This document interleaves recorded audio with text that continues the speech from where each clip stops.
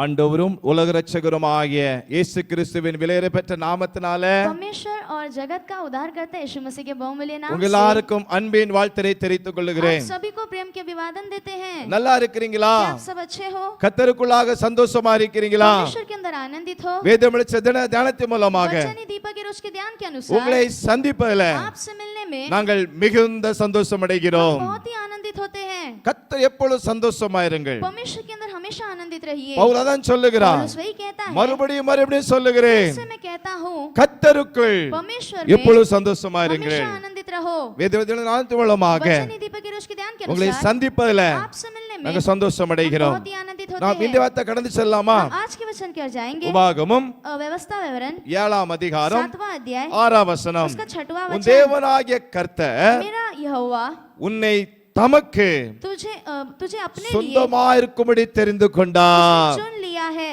ஆமென். Hallelujah. இந்த வார்த்தை எப்படி இருக்குல்ல? ये वचन कैसा है ना? ரொம்ப அருமையா இருக்குல்ல? बहुत अच्छा है ना? அவர் உங்களையும் वो आपको என்னையும் हमें அவருக்கு சொந்தமா நீங்க वो இருக்கணும். अपने लिए रहना है. அவருக்கு சொந்தக்காரனா இருக்கணுமா? उसके लिए ही करके रहना है. இல்லையா? है ना? நம்ம சொல்லுது இவங்க எனக்கு சொந்தக்காரன் சொல்லுதோம். हम कहते हैं कि ये मेरा रिश्तेदार है. ஒரு கல்யாண வீட்டுக்கு போனா 72 சொந்தக்காரன் வந்திருந்தாங்க. एक विवाह के घर जाएंगे तो बहुत सारे रिश्तेदार आ जाते மாமன் हैं. மச்சனை பெரியப்பா தாத்தா பாட்டி எல்லாரும் வந்திருந்தாங்க. मामा बड़े पापा बड़े मम्मी दादा दादी सब आ நம்ம जाते என்ன हैं. சொல்லுதோம்? हम क्या कहते हैं? இவங்க எல்லாம் சொந்தக்காரங்க. ये सब मेरे रिश्तेदार है. இவங்க நாங்க சொந்தம் அப்படிங்கோ. ये हमारा बहुत करीब ஆனா है ஆண்டவர் करके कहते சொல்றாரு, हैं. लेकिन परमेश्वर உன் कहता है தேவனாய் கர்த்தர் मेरा परमेश्वर உன்னை यहोवा தமக்கு சொந்தமாயிருக்கும்படி தெரிந்து கொண்டார். तुझे अपने लिए करके चुन लिया है. அவர் எதற்கு உங்களை தெரிந்து கொண்டாரா? वो किस लिए चुना है? அவருக்கு சொந்தமா இருக்கணும். अपने लिए करके रहना நீங்க அவரை है. விட்டு தூரம் போக கூடாது. आप उससे दूर नहीं जाना நீங்க है. அவரை உறுதியா பிடிக்கணும். उसे आपको स्थिरता से पकड़ना நீர் है. அவரை நேசிக்கணும். आपको उससे प्रेम करना है. அவரை விட்டு விடக் கூடாது. उसे छोड़ नहीं देना है.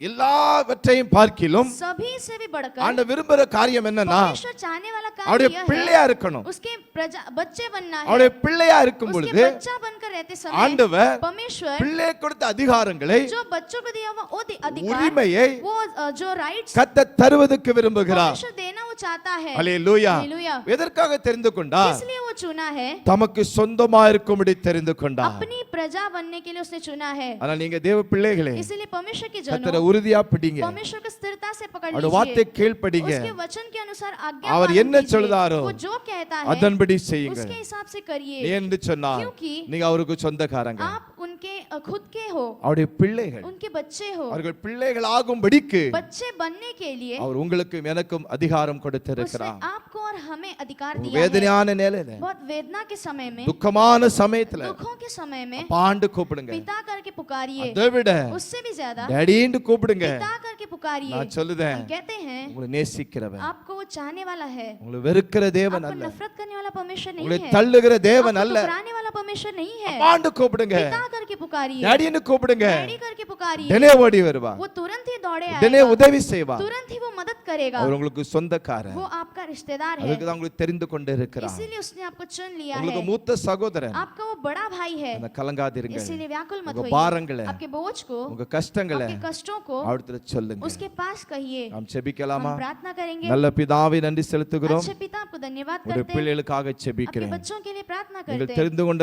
நோக்கம் आपने चुना हुआ वो मकसद को உமக்கு சொந்தமா இருக்கும்படி आपके लिए करके जीने के நாங்கள் लिए உமக்கு சொந்தமா हम இருக்கத்தக்கதாக आपके लिए बने रहने के நல்ல लिए கிருபை தாங்க. ऐसा अनुग्रह உம்மை दीजिए. தாழ்த்தி हमें செபிக்கிறோம். दीन करके प्रार्थना करते हैं. ஆசீர்வதியும். आशीष कीजिए. இயேசு மூலம் ஜெபங்களும் நல்ல பிதாவே. यीशु के नाम से मांगते पिता. ஆமென். आमेन.